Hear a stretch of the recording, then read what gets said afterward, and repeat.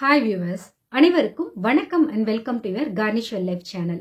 இந்த எபிசோட்ல நம்ம ஒரு முக்கியமான லேட்டஸ்ட் இன்ஃபர்மேஷனை நம்ம பார்க்க போறோம்.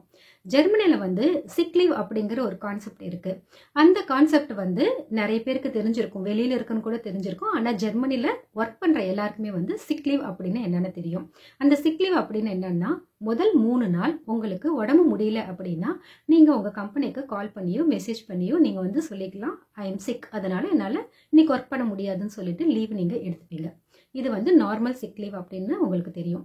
அப்புறம் 3 நாளைக்கு மேலேயும் உங்களுக்கு உடம்பு முடியல அப்படின்னா நீங்க டாக்டர் கிட்ட போய் உங்க உடம்ப செக் பண்ணிட்டு என்ன சஜஸ்ட் பண்றாங்களோ அந்த மெடிசன் எடுத்துக்கிட்டு டாக்டர் கேட்பாங்க, ஆர் யூ ஃபிட் ஃபார் ஒர்க்னு சொல்லி கேட்பாங்க.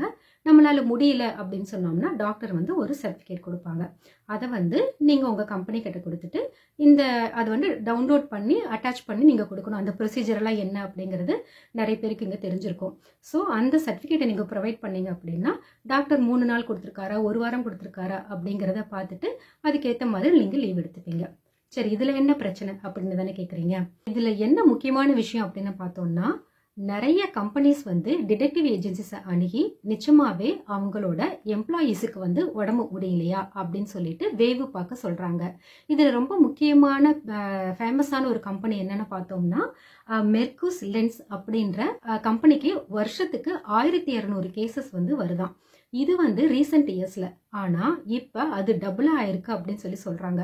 ஒரு கம்பெனிக்கே 1200 கேஸுக்கும் மேல வருது அப்படின்னா இன்னும் கண்ணுக்கு தெரியாமல் எத்தனையோ சின்ன சின்ன கம்பெனிஸ் கூட டிடெக்டிவ் ஏஜென்சிஸ் எல்லாம் இருக்கும். அவங்கள கூட இன்னும் எத்தனை பேர் அப்ரோச் பண்ணியிருப்பாங்க அப்படிங்கிறது தெரிய வருது. இதுல ஏன் இது ஒரு பக்கம் பார்த்தோம் அப்படின்னா, கம்பெனிஸ் அந்த அளவு அவங்க எக்கனாமிக் growth அஃபெக்ட் ஆனதுனால தான் இந்த மாதிரி ஏஜென்சிஸை போய் பார்க்குறாங்க. அதாவது டிடெக்டிவ் ஏஜென்சிஸை போய் பார்க்குறாங்க. அவங்களோட எக்கனாமிக் growthம் சரியா இருக்கிறது இல்லை, அவங்களோட ப்ரொடக்டிவ் growthம் இதனால அஃபெக்ட் ஆகிறதுனால இப்படி ஒரு விஷயம் நடக்குது. ரீசெண்ட் இயர்ஸ்ல பார்த்தோம் அப்படின்னா ஆவரேஜா ஒரு வருஷத்துல 15.1 நாள் சிக் லீவ் எடுக்கிறதா சொல்றாங்க. ஒரு எம்ப்ளாயி ஆவரேஜா 15.1 டேஸ் சிக் லீவ் எடுக்கிறாங்க அப்படின்னா ஒரு சிலர் எடுக்காமலே கூட இருக்கலாம். 30 நாள் 40 நாள் அப்படிங்கறதெல்லாம் தாண்டி ஒரு சிலர் 100 நாள் வரைக்கும் கூட சிக் லீவ் எடுக்கிறாங்களாம். ஸோ அவங்களுக்கு ஒர்க் பண்றதுக்கு ஃபிட்னஸ் இல்லையா, நிச்சயமாவே அவங்களால முடியலையா, இல்லைன்னா அவங்க ஃபேக்கா சிக் லீவ் எடுக்கிறாங்களா அப்படிங்கிறது தெரியல. அப்படிங்கறதுனாலதான் இந்த டிடெக்டிவ் ஏஜென்சிஸ் மூலியமா கம்பெனிஸ் இந்த ஒர்க்கை பாக்குறாங்க. ஜெர்மனில நிறைய மெடிக்கல் இன்சூரன்ஸ் இருக்கு அப்படின்னாலும் டிகே இன்சூரன்ஸ் பெரும்பாலான பேர் வச்சிருக்காங்க. அப்பேற்பட்ட ஒன் ஆஃப் த பெரிய மெடிக்கல் இன்சூரன்ஸ் கம்பெனில பார்த்தோம்னா 14.1 நாள் பர் பர்சன் ஆவரேஜா டிகே இன்சூரன்ஸ் வச்சிருக்கிறவங்க லீவ் எடுக்கிறாங்க அப்படின்னு சொல்லப்படுது. இந்த 14.1 அப்படிங்கிறது 1 இயர் கிடையாது, 9 months டேட்டாலேயே பார்த்தோம் அப்படின்னா 14.1 நாள் லீவ் எடுக்கிறாங்க. ஸோ இதெல்லாம் நம்ம ஓரளவு பார்த்து அனலைஸ் பண்ணி கரெக்டா பண்றாங்களா அப்படின்னு பாக்குறதுக்காக தான் அகைன் முன்னாடி சொன்ன மாதிரி இந்த டிடெக்டிவ் ஏஜென்சி அணுகுறாங்க. சரி, இந்த விஷயத்தினால நம்ம என்ன தெரிஞ்சுக்கிறோம் அப்படின்னா, நிச்சயமாவே நீங்க சிக் லீவ் எடுக்கிறீங்க அப்படின்னா பிரச்சனை கிடையாது. ஆனா ஒரு சிலர் என்ன பண்றாங்க அப்படின்னா, சிக் லீவ் எடுத்துக்கிட்டு அவங்களோட ஃபேமிலி பிசினஸ்க்கு சப்போர்ட் பண்றதோ, ஒய்ஃப் ஏதாவது ஃப்ரீலான்சிங் பண்ணா அவங்களுக்கு சப்போர்ட் பண்றதோ, இல்லைன்னா ஏதாவது வீடு ஷிஃப்ட் பண்றாங்க, வீடு கட்டுறாங்க அப்படின்னா அந்த இன்டீரியர் ஒர்க்குக்கு அவங்க டைம் ஸ்பெண்ட் பண்றது, ஹாலிடேஸ்க்கு போறது, அதுக்கப்புறம் ஷாப்பிங் போறது அப்படின்னு சொல்லிட்டு நிறைய அதை மிஸ்யூஸ் பண்றாங்க.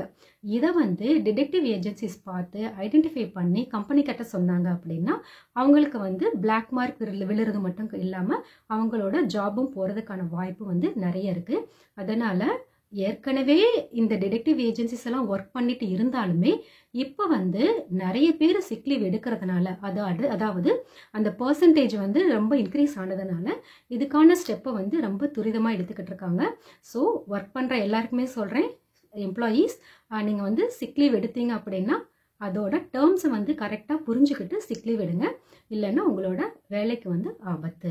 இதுல இன்னொரு முக்கியமான விஷயம் என்ன அப்படின்னா, சில கம்பெனிஸ்ல மேனேஜ்மெண்ட் புஷ் பண்றாங்களாம், எம்ப்ளாயியோட வீட்டுக்கு போய் நிச்சயமாவே அவங்களுக்கு முடியலையா அப்படின்னு சொல்லிட்டு இன்டைரக்டாவோ டைரக்டாவோ போய் செக் பண்ணுங்க அப்படின்னு சொல்றாங்களாம்.